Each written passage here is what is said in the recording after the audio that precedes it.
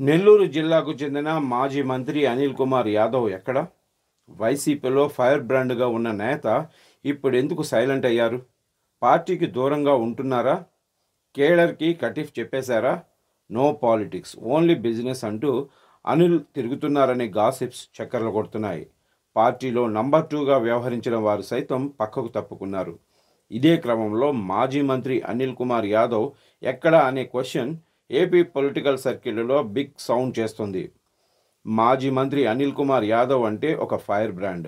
ఆయన అధికారంలో ఉన్నప్పుడు మైక్ పట్టుకుంటే అంతే సంగతి. ఆయన అగ్రెసివ్నెస్కి సెపరేట్ ఫ్యాన్ ఫాలోయింగ్ ఉండేది. ఎవరైనా తమ పార్టీ అధినేత జగన్ను విమర్శిస్తే అనిల్ కుమార్ యాదవ్ మైక్ అందుకునేవారు. అనిల్ వరుస కౌంటర్లతో రాజకీయాన్ని హీట్ పుట్టించేవారు. కానీ ఇప్పుడు అనిల్ అడ్రస్ కూడా తెలియటం లేదనే గాసిప్స్ నెల్లూరు పాలిటిక్స్లో చక్కర్లు కొడుతున్నాయి.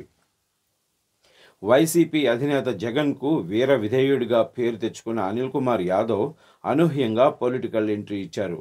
కార్పొరేటర్గా ఉన్న తన బాబాయ్ చనిపోవడంతో ఆ స్థానానికి జరిగిన బై ఎలక్షన్లో పోటీ చేసి విజయం సాధించారు అనిల్.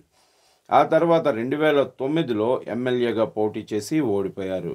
2014, 2019 సంవత్సరాల్లో వైసీపీ నుంచి నెల్లూరు సిటీ తరపున నెగ్గిన అనిల్ కుమార్ తన ఫైర్ బ్రాండ్ ఇమేజ్తోనే పార్టీలో పలుకుబడి సాధించారు.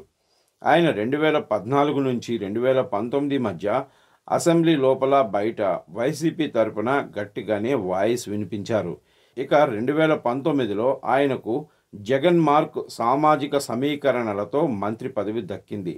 అనిల్ కుమార్ యాదవ్ బీసీ యాదవ సామాజిక వర్గానికి చెందిన నేత కావడంతో కొందరు రెడ్డి సామాజిక వర్గ ఎమ్మెల్యేలు దూరంగా ఉండేవారు. దీంతో రెడ్ల ఎమ్మెల్యేలు అనిల్ మధ్య గ్యాప్ పెరిగింది. దీంతో జిల్లాకు చెందిన పలువురు నేతలు ఆయనకు దూరమయ్యారు. 3 ఏళ్ల తర్వాత అనిల్ కుమార్ స్థానంలో కాకాని గోవర్ధన్ రెడ్డికి మంత్రి పదవి దక్కింది. అప్పటి నుంచి జిల్లాలో పార్టీ నేతలు అనిల్కు మధ్య అంతరం మరింత తీవ్రమైంది. ఈ సమయంలో జిల్లాలో తెల్లరాయి తవ్వకాలు, అమ్మకాలకు సంబంధించి అనిల్కు బాధ్యతలు అప్పగించడంపై వైసీపీ నేతలు పార్టీ అధిష్టానం దగ్గర తీవ్ర స్థాయిలో అసంతృప్తి వ్యక్తం చేశారట. గతేడాది జరిగిన సార్వత్రిక ఎన్నికల్లో అనిల్ కుమార్ యాదవ్ను నెల్లూరు సిటీ నుంచి తప్పించి నరసరావుపేటకు షిఫ్ట్ చేశారు. దీంతో అనిల్ను జిల్లా నుంచి పంపించేశామని అప్పట్లో కొందరు వైసీపీ నేతలు పరోక్షంగా వ్యాఖ్యలు చేశారు. అప్పుడు అయిష్టంగానే అనిల్ ఎంపీగా పోటీ చేసినట్లు ప్రచారం ఉంది.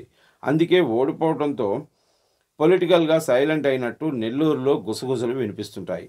అనిల్ కుమార్ యాదవ్ నరసరావుపేటకు షిఫ్ట్ అయిన నెల్లూరు సిటీ అసెంబ్లీ నియోజకవర్గ సీటును మాత్రం తన అనుచరుడైన ఖలీల్ అహ్మద్కు ఇప్పించుకున్నారు. ఈ నిర్ణయంపై అప్పటి వైసీపీ నేత వేమిరెడ్డి ప్రభాకర్ రెడ్డి అసంతృప్తి వ్యక్తం చేశారు. ఆయన వైసీపీని వీడి టీడీపీలో చేరారు. ఆ తర్వాత అనిల్ ఓడిపోవటం, వైసీపీ ప్రభుత్వం గద్దె దిగిపోవడంతో ఆయన సైలెంట్ మోడ్లోకి వెళ్ళిపోయారు. ఆయన ప్లేస్లో నెల్లూరు సిటీ ఇన్ఛార్జిగా ఎమ్మెల్సీ చంద్రశేఖర్ రెడ్డిని నియమించింది పార్టీ హైకమాండ్. అనిల్ కుమార్ యాదవ్ టచ్లోకి రాకపోవడంతో ఆయన వర్గీయులంతా ఇప్పుడు చంద్రశేఖర్ రెడ్డితోనే ఉంటున్నారు. ప్రస్తుతం అనిల్ కుమార్ యాదవ్ తన బిజినెస్లను చూసుకుంటున్నారట. అప్పుడప్పుడు నెల్లూరు సిటీకి వస్తున్న అనిల్ అత్యంత సన్నిహితులనే కలుస్తున్నారట. తన రాజకీయ విరామం టెంపరరీ మాత్రమేనని సన్నిహితులకు చెప్పి వెళ్తున్నారట అనిల్. ఇప్పుడు చంద్రశేఖర్ రెడ్డి చేపట్టే కార్యక్రమాల్లోనే మెరుస్తున్నారు.